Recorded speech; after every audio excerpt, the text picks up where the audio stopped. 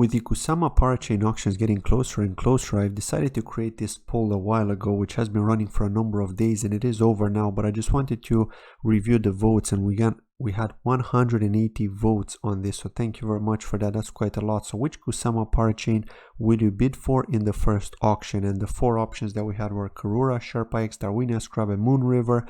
And if you don't already know, Karura is the experimental network of Akala network, which is going to go to Polkadot. SherpaX is the one for ChainX. Darwinian Scrap is for Darwinian network, and Moonriver is for Moonbeam.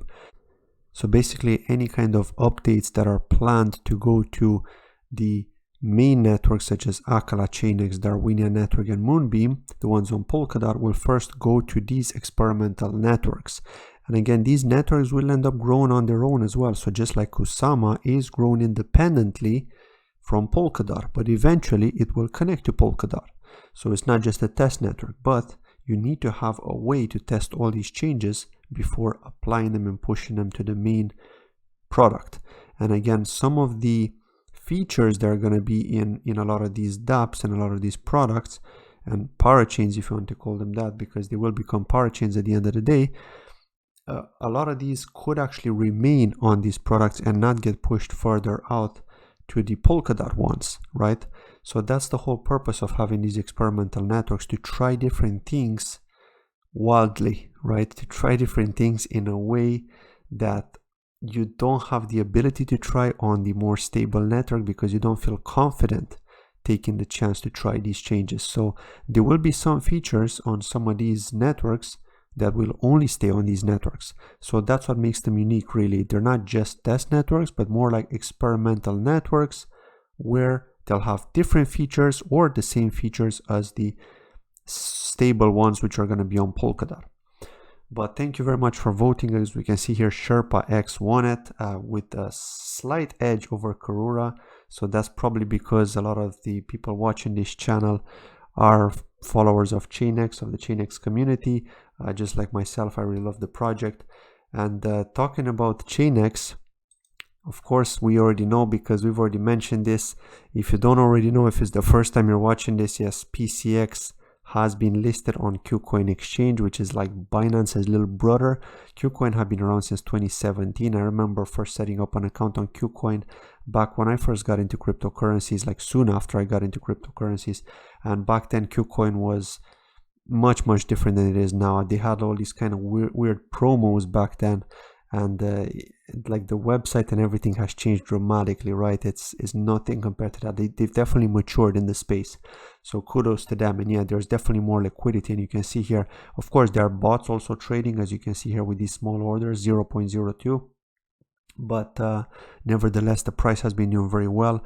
Like the actual starting price, as you can see here, when the trading started, was actually 97 as the high here, as you can see, and it dropped all the way down to 9, and this was for a split second before then stabilizing. And you can see here, it looks like a straight line pretty much here because of the huge pump that it started at $97. And I do think those are Kucoin bots that likely got filled there.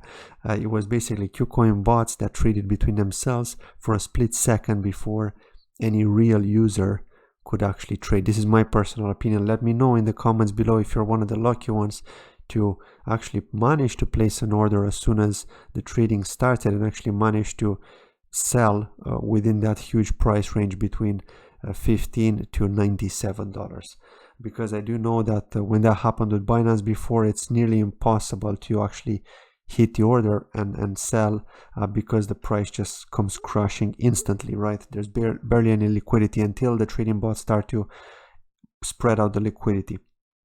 So yeah, nevertheless, it looks really good here, and we can see that. I know that now we have a new all-time high.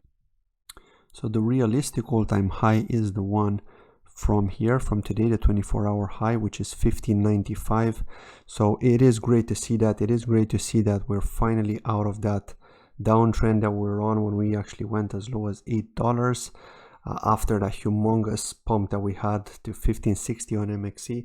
But yeah, I think that Kucoin is actually helping PCX move up because of this extra liquidity. And then we know that OKX are also planning to support the auction for SherpaX. So yeah, in my personal opinion, I think that when OKX lists PCX, then it is going to cause an even higher price spike. And then of course we can only hope, and I do think that it's going to happen eventually at some point this year. I personally think, like, this is pure speculation, but I personally think that before the end of June we're likely going to see PCX on Binance as well, maybe in the innovation zone. But before that, I do think that Darwina's Ring and Darwina's Katon are gonna go there first, just because they're already on ERC20 token. It is easier for Binance to list them, it takes less development time, but again, right, it's not the end of the world, right? Like Kucoin have managed to list a substrate based token, so why can't Binance, right? Of course Binance can do it just as easily, they've got the tech. It's just easier, right, for them to list the ERC20 token, and it could be just to be a case of who applied first and the waiting time, right? Because you're basically going into a queue, and unless you're paying a lot of money, Binance are not going to prioritize your listing, right? So you gotta wait. But I do think it's going to happen, because that's why Binance said they're supporting the Polkadot ecosystem. Binance have set up the innovation zone. So yeah, if a lot of these Polkadot related projects are already in the innovation zone, we're going to see more of them join that innovation zone, and obviously some of them are going to come out of that innovation zone at some point in the future. But nevertheless, being there helps a lot with liquidity, with the price, with everything, right? And just makes it easier to facilitate trading, because there are people that are receiving a lot from staking rewards, not only the validators but also the nominators, so then they can sell those staking rewards on Binance directly, and also on Binance they can convert to fiat to pay their expenses and so on. So yeah, it definitely helps in my opinion. But let's talk about the next point from today's video, and that's with regards to Polkaswap's latest article. And this is with regards to boundless liquidity, and we're actually going to be talking about this because I do think this is interesting and I wanted to share it with you. If you don't already know about it, you're going to learn more about it. So let's have a read through this. So the term liquidity isn't specific to crypto, but it's an important concept in the crypto world. This post will provide insights into liquidity within centralized exchanges, decentralized exchanges, and specifically Polkaswap. So let's start with liquidity. Well, a highly liquid asset is one that can be easily sold at its fair market value, whereas an illiquid asset is one that can't be sold without significant effort, a loss of value, or both. Similarly, a highly liquid market for a particular asset is one with lots of fair buy and sell orders circulating. So we know, for example, the ones that are on Uniswap sometimes don't have that much liquidity, and then you're seeing these bots start to front run you because they can actually scan the memory pool of any transaction that's going to be that gets submitted once you sign it on MetaMask on the Ethereum blockchain. So they're basically scanning that mempool on the Ethereum blockchain. They're noticing that you've submitted a transaction. They're scanning the amount of gas you paid. So what they're doing is they're increasing that gas in order to front run you to basically get their transaction approved ahead of you, and therefore your transaction will fail. You're going to get annoyed. You're likely going to continue buying anyway. You're going to be paying the top price, and then when you pump the price even more, the bot is going to sell right in front of you, well, after you buy, of course, for a profit. So the bot just keeps on doing that, rinse and repeat, rinse and repeat. People are going to get caught. Not everyone gets caught, but some people do, and eventually the bot makes a profit. So yeah, basically these guys are trying to put an end to that as well, and having more liquidity does help with that, to be honest, because then the bots are not really going to front run you if the profit is too small to make it worth it, right? But again, on Ethereum we do have those high fees. So yeah, let's just continue on here. Equities listed on major exchanges, for instance, are often highly liquid. They can be sold quickly, and the difference between the bid and the ask price will be small. Rare artwork, on the other hand, is illiquid. Finding a buyer willing to bid near your ask price will take effort. Of course, an auction house will have more liquid market for a Van Gogh than a street corner. And in the fiat world, cash mediates the flow of value between assets. You can easily sell one painting to buy another, whereas swapping would often be tricky. This is the medium of exchange property of money. So let's talk about liquidity on centralized exchanges. So the basic rule is the same. The liquidity of a given token is a function of the number of buy and sell orders on the books. So as tokens are swapped as well as sold, we're talking about the liquidity of trading pairs as well as the individual tokens. Centralized exchanges, which maintain custody of their users' tokens, record buy and sell orders in a digital order book and match the former to the latter. Like a brokerage, A centralized exchange will generally charge a fee on each match. They often use fee scales to attract market makers or large volume traders who provide liquidity by putting orders in their books. Network effects also come into play here. An exchange with high liquidity will offer narrower bid-ask spreads, attracting more volume and further up in liquidity, and that's of course why the traders are using them, right? Now let's talk about the liquidity on decentralized exchanges. So historically, these factors have given centralized exchanges a liquidity edge over decentralized exchanges. Centralized exchanges have a few drawbacks. First, they limit traders to token pairs defined from the top down. Second, some users would prefer to keep custody over their tokens throughout the trading process. Centralization also entails security risks like a bank. Centralized exchange is a big fat price for anyone clever enough to break in. Finally, while some centralized exchanges pay interest on crypto health, the profit-making opportunities for everyday traders are limited. For traders who value autonomy and security or who want to put their assets to work, new technologies make DEXs increasingly attractive. And again, this goes back to 2018 when a lot of these DEXs were starting to get developed, but they weren't really used that much. It was mostly within the crypto community. New people weren't really joining, new people were leaving because the bear market had started. So a lot of these DEXs were developing, and then they started taking off in 2020 as more and more people started getting hyped up about these centralized exchanges and understood how they work.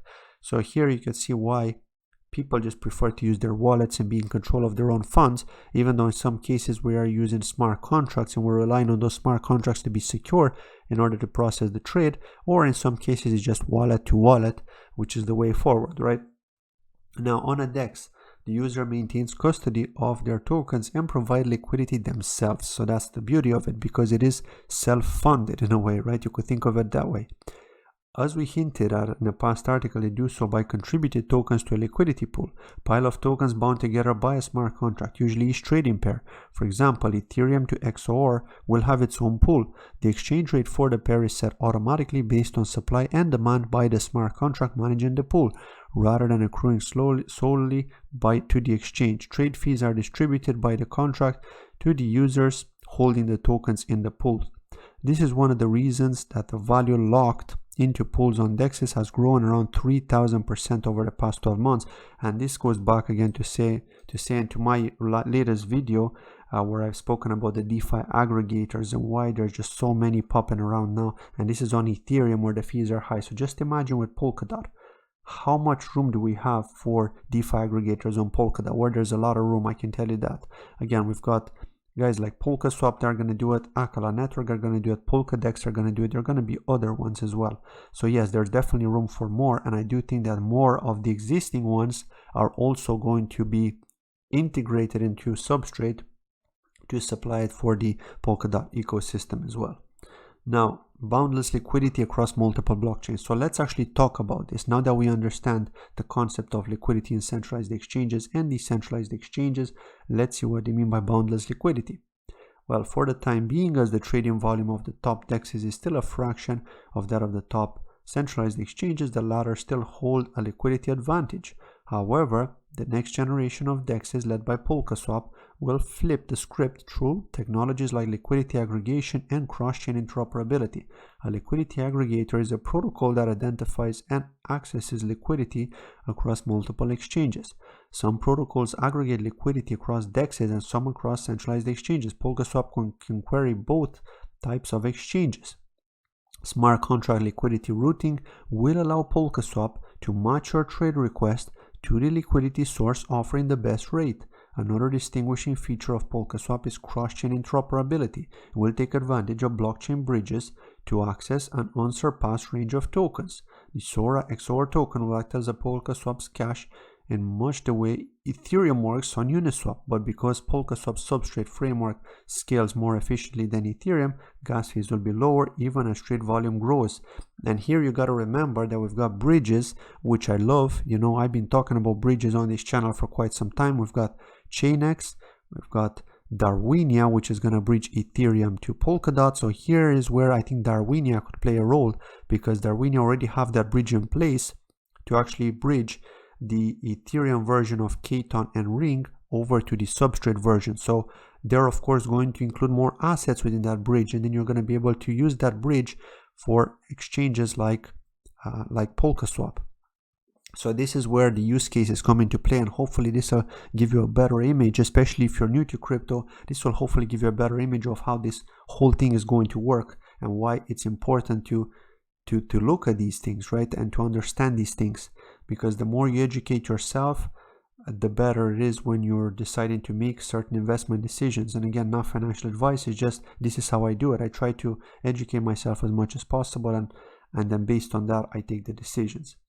Now, of course, some of these decisions don't always work out for you, right? But it's just something to keep in mind here, considering that Polkadot is still new, still in its infancy, if you think about it, because the parachain auctions haven't even started yet, and so many projects are developing on it. So what's in it for my wallet? Smart liquidity, routing, cross-chain interoperability, and a more scalable architecture will all be good for your wallet and the ecosystem alike, as they will help make trading across many exchanges more competitive and efficient. However, Polkaswap will also offer 3 distinct PSwap reward pathways based on the tokenomics of the hub token, XOR. On Polkaswap itself, classic yield farming will incentivize users to provide liquidity in XOR, while market making rebates will provide extra incentives for large volume traders. Joining the Sora V2 network will give users another way to earn PSwap via rewards determined on a token bonding curve. This last bit may sound complex, and we won't lie, it is. However, we're committed to making even more complex functions both understandable and accessible through posts like this, proactive community relations, etc. So again, do check them out in their Telegram group if you're interested to find out more about Polkaswap. But I have covered Polkaswap on this channel quite a lot. I've done a dedicated review of Polkaswap if you search for it, and I've also done a tutorial on their actual testnet wallet, where you can actually swap the tokens within the Substrate ecosystem. And I've also looked at the bridge that they've got between Ethereum and Substrate. So yeah, I'm really looking forward to seeing this go live, because it will make life easier. You don't have to send your Substrate based tokens to exchanges all the time in order to swap. You can just do it, connect to your wallet, take your staking rewards, for example, go to your wallet, go to the Polkaswap DEX, do the swap, submit the transaction, and that's it, right? I mean, it's pretty straightforward. But of course, at the end of the day, if you want to sell for fiat, you will need to use a centralized exchange, right? It is what it is. But yeah, now with more and more crypto debit cards coming out on the market, and a lot of them are on the market, it does make it easier. And eventually we're going to get to a point where you're only going to be able to, simply have the Substrate based token, send it to your wallet, which also is linked to a bank card, for example, and then you'll be able to do your shopping, to pay your bills, to pay your rent, to pay your mortgage, etc., using that card directly linked to your wallet, right? So how awesome is that? That's the way forward at the end of the day. This is how we've got it at the moment for the Ethereum blockchain, but not for Substrate yet. So I do think that eventually we're going to be seeing a company integrating the Substrate framework and all the projects developing on Substrate into one of these debit cards where people are going to be able to spend their crypto pretty much. So yeah, the next thing I want to talk about is PolkaDex. And again, I really like PolkaDex as well. PolkaDex is a decentralized exchange which has an order book, unlike Polkaswap. So PolkaDex Pool is solving the zero transaction fees. So what they're doing is they're actually trying to get rid of the high gas fees, front running, and throughput issues that we've got on Uniswap by allowing a zero transaction fee for swap if one holds PolkaDex in their wallet. Okay, so here we can see the use case for PolkaDex. They're basically going to cover from their own pocket, they're going to cover all those transaction fees we've got on Substrate, be it between KSM and PCX, KSM and Katon, KSM and Ring, KSM and XOR, DOT and XOR, DOT and KSM, you know, all these different pairs that you've got, right, available. Imagine all of these are going to be on PolkaDex, and you're not going to be paying any transaction fee if you hold PolkaDex tokens, right? So how awesome is that, right? And yeah, this is how it is, right? This is how it is, and I'm really looking forward to seeing how we can participate in this token sale, because I am interested in this project. I've been keeping an eye out on this project, but we still don't know when they're ready yet. They did say on their website, if you actually go to their website, it does say that it should happen in Q2. So hopefully sometime, maybe in April, maybe in May, we're going to be getting more information, but I'm sure they're working on it, right? They're as eager as me and you are, right? I'm sure you're eager too. But yeah, we can see here that PolkaDex is one to keep your eye on. And finally, before I end this video, I do want to say that I've created a Patreon page. I know that some people have mentioned this to me, so thank you for raising this to me. In order to get more access, more help, more support from my side, I do try to help as much as possible on YouTube. But if you do wish to support this channel, I would very much appreciate it. And you can do so. You can become a general supporter for $10 10 euros a month plus VAT. You will get a weekly newsletter from me with regards to any cryptocurrencies that I think have good potential, after analyzing them, of course, and just general summaries of the news that I believe are worth covering. And then, of course, the 20 euro per month option is the VIP supporter, where you're not only going to get the newsletter, but also you can ask me any questions you want, and I'll try and get you an answer as soon as possible. And also fan requests, which is one that I know have been happening quite a lot on YouTube. But you know, I mean, on YouTube people comment any types of coins, any types of tokens, and there are just so many of them. So yes, if you are a Patreon, I will consider your fan request of any token, any coin. Of course, if it is worth covering, I will be reviewing it before. But yeah, if you are interested to support this, I very much appreciate it, and it would help me a lot as well with while constantly trying to educate myself and educate you by creating content on YouTube and on Library as well. And of course, to share that information on Patreon. So that's it from today's video. I'd like to thank you very much for watching, and I'll see you in my next video. Take care. Bye-bye.